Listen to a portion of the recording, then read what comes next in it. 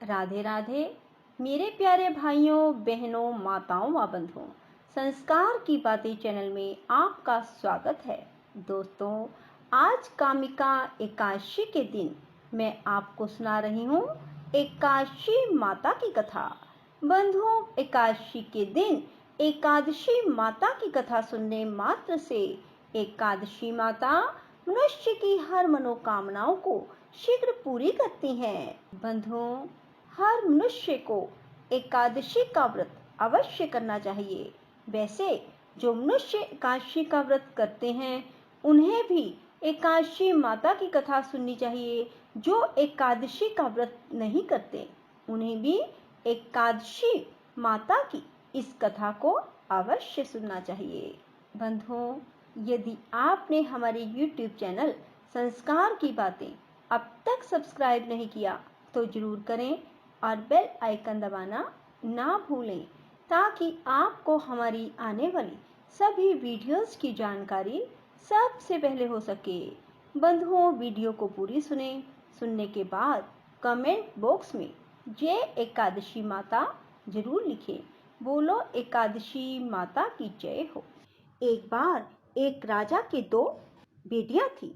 छोटी बेटी एकादशी का व्रत किया करती थी। हर कोई छोटी बेटी की प्रशंसा किया करता था और बड़ी बहन छोटी बहन से ईर्ष्या करती थी। एक बार पड़ोसी राजा का बेटा बड़ी बेटी को देखने आया, लेकिन उसे बड़ी बेटी की जगह छोटी बेटी पसंद आ गई। राजा की छोटी बेटी अब बड़ी बहन छोटी बहन से और भी चिढ़ने लगती है। वह छोटी बहन को मारने के नए नए तरीके अपनाती रहती है।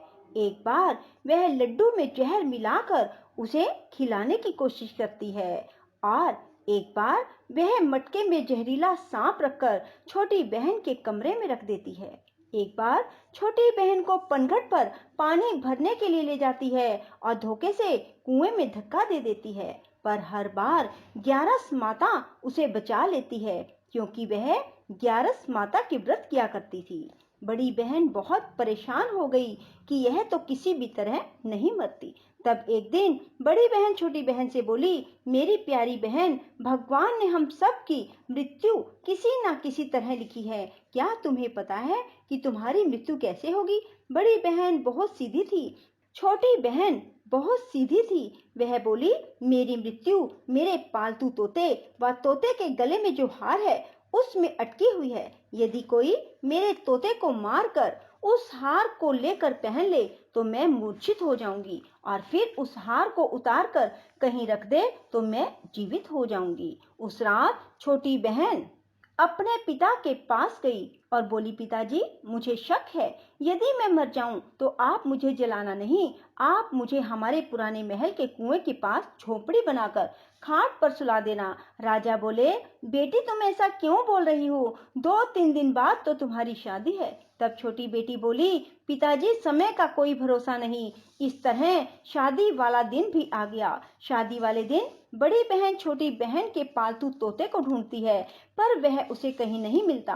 तभी दरवाजे पर बारात आ जाती है। वरमाला का कार्य संपन्न हो जाता है। फेरों की रस्म शुरू हो जाती है। उधर बड़ी बहन तोते को ढूंढ लेती है और वह उस तोते को मार देती है। वहीं छोटी बहन के 3.5 फेरे राजकुमार के साथ पूरे हो जाते हैं। तभी छोटी बहन मूर्छित होकर गिर जाती है। उधर बड़ी बहन तोते के हार को खुद पहन लेती है। तब फेरों में सभी घबरा जाते हैं। सभी बारातियों में हलचल मच जाती है कि राजकुमारी को क्या हुआ। सब डर जाते हैं। तब राजा वैद्य हकीमों को बुलाते हैं। छोटी राजकुमारी को महल में ले जाकर लिटा दिया जाता है। वैद्य और हकीम राजा से कहते हैं, राजकुमारी ना मरी है ना जीवित है, हमने ऐसा पहली बार देखा है। तब राजा उनसे कहते हैं, बाहर जाकर बोलना कि राजकुमारी बेहोश है, अभी थोड़ी देर में ठीक हो जाएगी। यदि तुम ऐसा नहीं कहोगे तो मैं तुम्हें फांसी दे दूंगा। बेचारे वैद्य हकीम राजा के कहे अनुसार बोल देते हैं। तभी बड़ी बेटी आती है और कहती है, पिताजी, मुझे छोटी बहन के मरने का बहुत दुख है। उससे ज्यादा दुख मुझे आपकी इज्जत का है, जो कि खराब हो जाएगी। आप ऐसा करो कि मेरी शादी राजकुमार के साथ कर दो, तब सब ठीक हो जाएगा। आपकी इज्जत भी रह जाएगी। तब राजा को यही ठीक लगा और राजा ने छोटी बेटी के कपड़े पहनाकर बड़ी राजकुमारी को फेरों में बिठा दिया।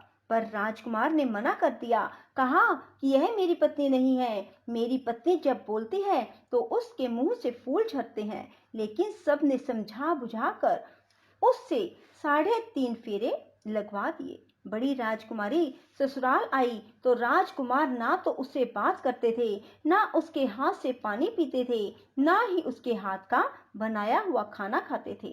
राजकुमार ने मन ही मन सोचा, मैं पता लगा कर रहूंगा कि मेरी पत्नी के साथ क्या हुआ। एक दिन राजकुमार दुखी मन से घोड़े पर बैठकर जा रहे थे कि घोड़ा वहीं जाकर रुका जहां राजकुमारी की अधमरी लाश को रखा गया था। राजकुमार ने मन ही मन सोचा कि घोड़ा यहाँ किस कारण से रुका है, कोई तो वजह है जो यहाँ घोड़ा रुक रहा है। तब राजकुमार घोड़े से उतरकर पुराने महल में गए। वहां एक चौकीदार था। राजा ने पूछा, यह महल किसका है? तब चौकीदार ने बताया कि यह महल किसका है। तब राजकुमार समझ गए कि यह पुराना महल तो उसके ससुर का ही है। वहां खाट पर कौन सो रहा है? राजकुमार ने चौकीदार से पूछा। तब चौकीदार कहने लगा कि यह राजा की छोटी बेटी है जो शादी वाले दिन अधमरी हो गई थी। तब राजकुमार ने कहा कि यह तो मेरी पत्नी है, इसके साथ मैंने 3.5 फेरे लिए थे। तब राजकुमार ने चौकीदार से कहा, तुम किसी को ना बताना कि मैं यहाँ आया हूँ, मैं तुम्हें मुंह मांगी रकम दूंगा। चौकीदार ने हाँ कर दी और राजकुमार खाट के पास गया और बचे हुए 3.5 फेरे खाट के साथ ले लिए। राजकुमार उस दिन वहीं पर रहा और रात को भी वहीं रहा। छोटी रानी रात को खड़ी हो गई। उसने अपने पास अपने पति को देखा तो वह बहुत रोई। राजकुमार ने पूछा, बड़ी अजीब बात है, तुम शादी वाले दिन मूर्छित क्यों हो गई? तुम्हारे पिता ने मेरी शादी तुम्हारी बड़ी बहन से क्यों करवा दी, जबकि मैंने तुम्हारी बड़ी बहन को स्वीकार भी नहीं किया। तब तुम मुझे पूरी बात बताओ। तुम दिन भर तो मूर्छित थी, अब रात को जीवित कैसे हो गई? इसका भी राज बताओ। तब राजकुमारी ने अपने पति को तोते और हार वाली सारी बात बताई। यह भी बताया कि यह बात मैंने अपनी बड़ी बहन को बताई थी। एक बार मेरी बड़ी बहन ने मुझसे मेरी मृत्यु का उपाय पूछा, तब मैंने उसे पूरी बात बताई। मेरी बड़ी बहन मुझसे बहुत ईर्ष्या करती थी। उसने कई बार मुझे मारने की कोशिश की, पर ग्यारस माता ने मुझे हर बार बचा लिया। यह सब मेरी बड़ी बहन ने किया है। तोते के गले में जो हार था वह मेरी बड़ी बहन दिन में पहन लेती है और रात को उतार देती है। इसीलिए मैं दिन में मूर्छित रहती हूँ और रात को जीवित हो जाती हूँ। यदि वो हार मुझे वापस मिल जाए तो मैं हमेशा के लिए जीवित हो जाऊंगी। कोई बहन भी ऐसा कर सकती है? अब राजकुमार छोटी राजकुमारी के साथ वहीं दिन बिताने लगे। बड़ी रानी ने दासियों को भेजकर पता लगाना चाहा कि आजकल राजकुमार दिन रात कहाँ रहते हैं, पर उसे कोई खबर ना लगी। उधर छोटी रानी गर्भ से हो गई। एक दिन छोटी रानी ने राजकुमार से कहा, मुझे चाहे बेटा हो या बेटी, रात में ही हो, दिन में तो मैं मूर्छित रहती हूँ। पर एक दिन राजकुमार को किसी काम से बाहर जाना पड़ा और तभी राजकुमारी प्रसव से हो गई।